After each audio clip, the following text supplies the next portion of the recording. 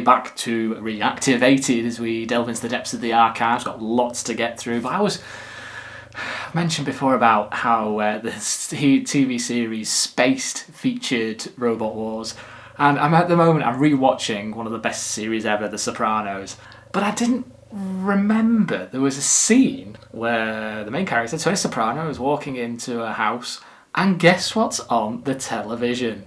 Robot Wars Series 2. It was a heat from Series 2. Here's a screenshot now. The Robot Wars was just woven into the fabric of our subconsciousness throughout everything, wasn't it, really, back in the day? There we go. Yeah, can you remember the heat? I can only see Matilda on the screenshot anyway, but there you go. Now, we've got lots to get through as we go through to next is Fantasy Fight. We've got one space left up for grabs to join Anarchy, M2 Nuts, Lamsey, and Thor. And we've got the pencil case here. Here it is. As we go in, looking around in the pencil case, who is going to be next up? Oh, that's an interesting one. So that's Black Widow from Series 5. Remember the web got tangled and hit this disc because it was a spider, wasn't it? Yeah, it puts up a good fight. Another walking... Oh, just me. Loads have come out there. Another walking robot, of course. Anarchy being through to the Annihilator. But who is Black Widow going to be up against?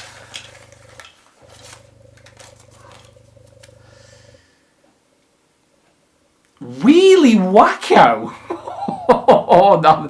I was just Wheelie Wacko. There's a Wheelie Wacko in our series, but I couldn't remember the Wheelie Wacko. Yes, was in the Mace Heat.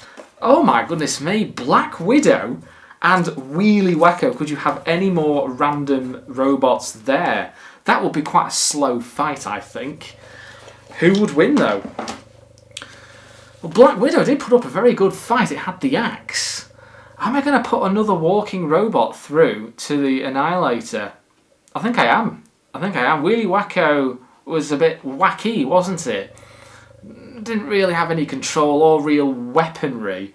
But Black Widow, with the power there, yes, would definitely win. So I'm going to put Black Widow through to the Annihilator. I love fantasy fights. It says Black Widow, Thor, Lamsey, Nuts, M2 and Anarchy. Who will win that? Find out very soon as we move on to a soundbot. And also hanging on by a thread! What are you doing to our arena out there, you two? Concentrate on each other! Oh, they have that! Nearly both went down the pit, but S3 has some! Tricky one there, yes, because S3 is just very briefly mentioned, so you know it's an S3 fight. I thought that was quite tricky. Now then, let's move on to some fighting talk. Speaking, of course, of Annihilators, when I first did the Fantasy Fight idea, thinking, oh, actually, just rewind to all the Annihilators that were in the show. The highs and lows of the Annihilators. I find these quite underwhelming tournaments, but you thought that the idea was you had some of the best robots in the arena together, thinking, these could have been brilliant. And, you know, one or two were, but the majority weren't. I mean, in Series 4, 6 robots in a ring never happened before. Of course, it happened in Series 1, the grand final, but proper robots fighting in the arena, you think. It was quite a bit of a novelty, wasn't it, in Series 4?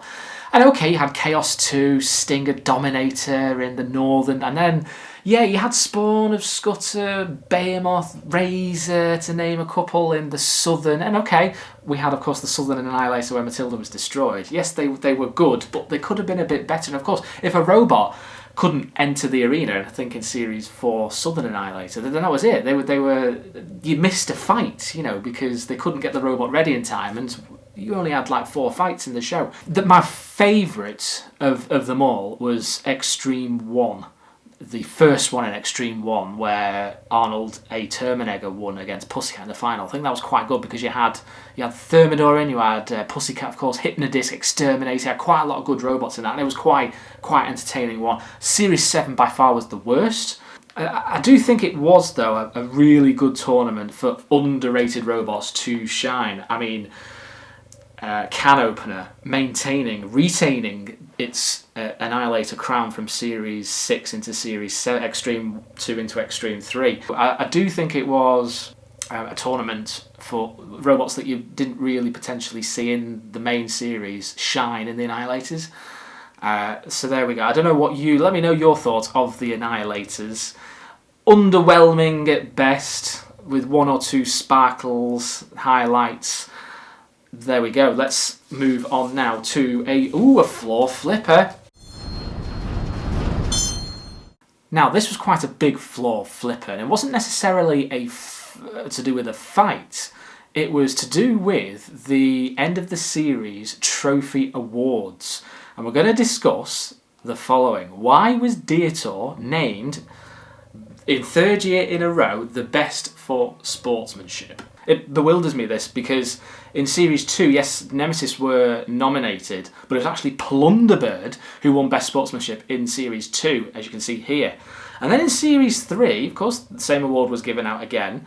And then Jonathan Pearce says this. For the second year running, doubling up with the trophies from Ireland, the Dietor boys, great guys! The second year running, Dietor? No, it wasn't. It was Plunderbird who won it in Series 2. And then JP says it again in Series 4 here. The winners, Dietor for the third year running. For the third year running.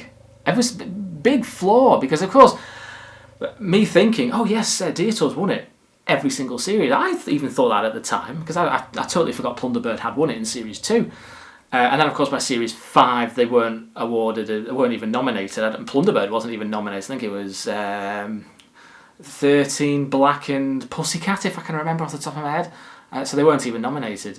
Of course, you can remember in an Extreme 1, they were confiscated, they were stripped of the Sportsmanship Award for allegedly pulling out the wires of Firestorm's flipper. So maybe that's why they weren't nominated in Series 5. But there we go. There's a floor flipper for you. And what do we do with floor flippers? What do we do with floors even? We flip them. Sorry, Dietor. Yes, you are the aim of that. Here we go then. These were more competitor toys you could collect in this third batch. And today, as you can see here, we are going to be reviewing Team Tornado. It looks brilliant as a toy, compact, the detail there, and of course as you pulled back or moved the robot forward, so the blades span at the front, which I thought was quite neat. And the design here, they've got the cow, isn't it? The cow logo. It must have been an earlier rendition because the cow didn't appear late on, if I can remember. However, just the one niggle for me, okay, which I'm only going to give Tornado a 9 out of 10, it's the scale. It's now the scale of these toys, because if you compare it, and I think I do have, Sergeant Bash. The scale now, okay, Sergeant Bash had its flaws. I didn't like the Sergeant Bash toy that much. It was too small. So for me, Tornado was the right scale. But compare it to Sergeant Bash here, as you can see, the scale is just all over the place. I mean, you either got to double the size of Sergeant Bash or reduce at least half the size of Tornado, because in the actual show, Bash was huge compared to Tornado. And even more so when you add on Tornado's extension, which was the scoop at the front. So that's made the robot even bigger. And the scoop alone is the size of Sergeant Bash, which is just stupid. So I don't think there was nothing wrong with the Tornado toy. It was all about the Bash toy. But there we go. You can go Bash. Go back into your turrets, your barracks. Yes, Tornado. You could move Tornado up and down. You can flip it over. You could use it both ways up. It was great. It was fine. Of course, though, you didn't have the detail on the back, on the bottom as you did on the top, but it was fine. You could still use Tornado either way up. I think it was a really good toy. Of course, it came with, and we used this a couple of times in the series, it did actually work. It came with the disc of Doom, of course featured in Series 6 and Extreme 2, and if you span this, you might not be able to see this, but if you span it, there you can see, it actually did work. The way it was built underneath, kind of anchored itself to the floor, to the arena, and you could use it as an actual spinner. So I quite like that addition of the extra bits you could get with the toys. I think that's probably the best addition you got with this round of this batch of toys. So there we go. Tornado for me, another good addition. I think it was right that they made a Tornado, obviously being a champion. Yes, so there we go, a 9 out of 10 for Tornado. just before we answer our questions, earlier you heard this. And also hanging off by a thread. What are you doing to our arena out there, you two? Concentrate on each other. Oh, they have done. Nearly both went down the pit, but S3 Hansen. Yes, that was very tricky. Well done if any of you got this right. It was the Series 5 semi-final fight, S3 versus Bigger Brother. So there you go, well done if you got all those, if you got the soundbot correct. As we move on to some of your questions, first we have here Alex Braithwaite 7677.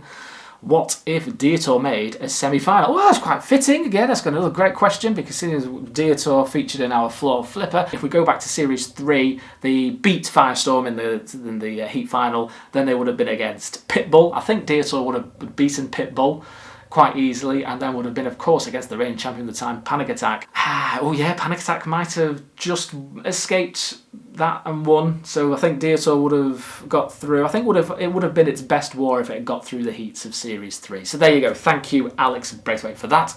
Next, we have another question. Samuel Lima 6193. Hello, welcome again. Who would win in an Annihilator with all the classic champions? Well, again, very, very fitting considering our upcoming Annihilation of the Fantasy Fight and our earlier talk on Fighting Talk about the Annihilators.